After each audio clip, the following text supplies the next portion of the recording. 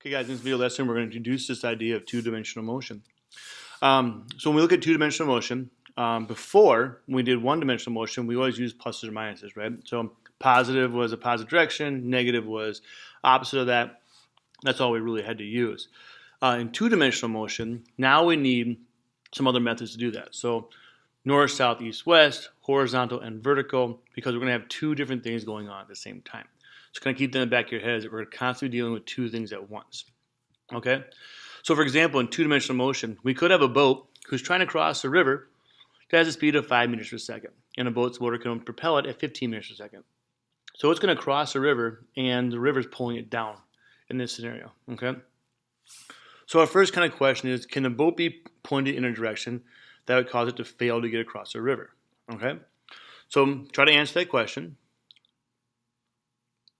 Okay. So can it be? Absolutely, right? If we point it straight north or straight south, it won't cross a river. In fact, if we point it back west, it won't cross a river either. So direction matters here. Next thing we want to look at is what's the fastest the boat can travel relative to the stationary observer. Okay.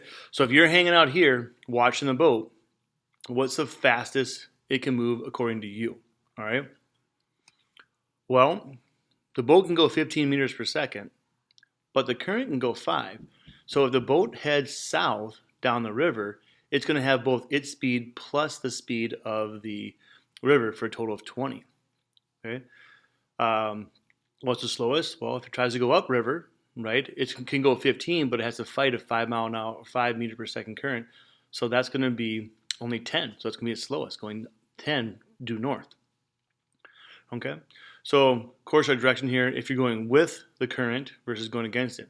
Now, that's only one dimension still, but it's the idea that there's two different things having a role here in our movement of the boat. If we're on this shore and we have 1.5 kilometer wide or a 1,500 meter wide boat, what direction do you point it to get the opposite side in the least amount of time? Okay. So sometimes students think that if you point it at some sort of perfect angle downwards that matches the ratio between 15 and 5, that will get you across the fastest, because you're going to still be going across, but you're using these 5 meters per second to help you. And that's a decent idea, but it's wrong, to be honest with you. If you want to get across as fast as possible, you want all 15 meters per second of the boat's propulsion to move you straight east as best you can. Okay. Now, it is true that as the boat moves eastward, the river will pull it downstream. So if the boat starts here, tries to hit this observer over here, if it's moving straight east, the river is going to pull it down in this direction. If you follow my cursor, it's going to miss the person, but it will get over there as fast as possible. Okay. How long will that take? Well, if you're moving 15 meters per second and it's 1,500 meters wide, it's going to take you 100 seconds. It's going to take 1,500 meters divided by 15. Okay. This is not different if the current exists. So if the current didn't exist, you would do the exact same thing because you want to get 100% of your speed crossing that river. Okay. Now you'll notice that even though you're pointing that direction, the boat will do this. So I kind of talked about that already in this video. Now the question comes, how far has the boat traveled once it lands on the opposite shore? So even though you're trying to go east, the river's pulling you down south. So how far has that boat traveled? Or basically, what is the displacement once it lands on the opposite shore? Okay, we're talking about vertical displacement here. Okay, and how fast is it moving? So these are kind of things that we can answer doing this. Now to do that answer, we have to be able to have this concept of vectors. Okay, so all that stuff ahead of time was basically this leading up this idea of what are vectors and how do they work. We use arrows to represent both direction and magnitude when we deal with vectors. Okay, that allows us to basically draw out displacement, velocity, and forces. Okay, if there's more than one thing acting on it.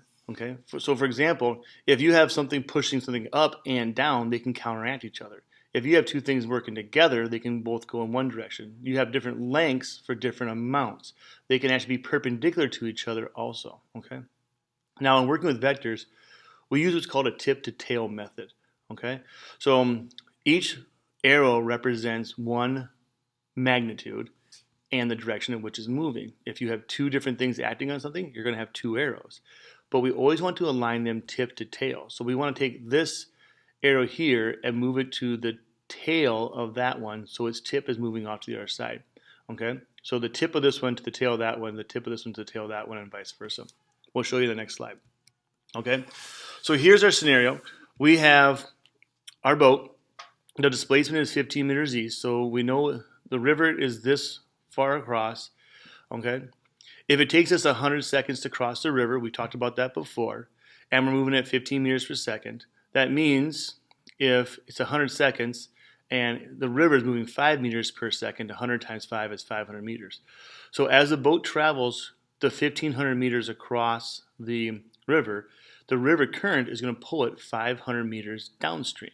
Okay, so if we want to know what's the overall displacement of our boat, well, it's not 1,500, it's not 500, it's the combination or the resultant of these two things. Now you might be looking, hey, that's a triangle. Absolutely, it's a triangle. So the thing about tip to tail method is you take your tip of one to the tail of the other, and you can create triangles. So then we can use some of our basic trig stuff to solve for this. All right. If we take a look, if we know the x direction and we know the y direction, we know b, a, and b. We can solve for c using the Pythagorean theorem. Okay. A squared plus b squared equals c squared. So if we take our 1,500 and square it plus our 500 and square it, take the square root of that, we get 1,581. So the boat actually travels, which is represented by this blue arrow, 1,581 meters. That's its displacement. Okay, it didn't drive here, turn and go here. It was displaced to there. Okay, that's the first half. That's the magnitude. What's the direction? That's our second half. So second half, we got to figure the angle. Okay, so in this case, we know this opposite side. We know the adjacent side. So in our SOHCAHTOA phrase to help us out, when do we use tangent, when do we use sine, when do we use cosine, because we know the opposite and we know the adjacent, we know O and A, we use tangent. Okay, so if we're trying to find theta, we're going to do the inverse of that tangent of opposite, which is the 500, divided by the 1,500, and we're going to find out we get 32.2 degrees. If your calculator is set to radian because of calculus, make sure you're sitting in degree mode for physics. Okay, that's what we need. So our answer here, if I were to ask you this in terms of vector stuff, what was the total displacement of the boat? Well, it is 1,581 meters, 32.2 degrees south of east. So it went 32.2 degrees south of the easterly direction. That would be your final answer here.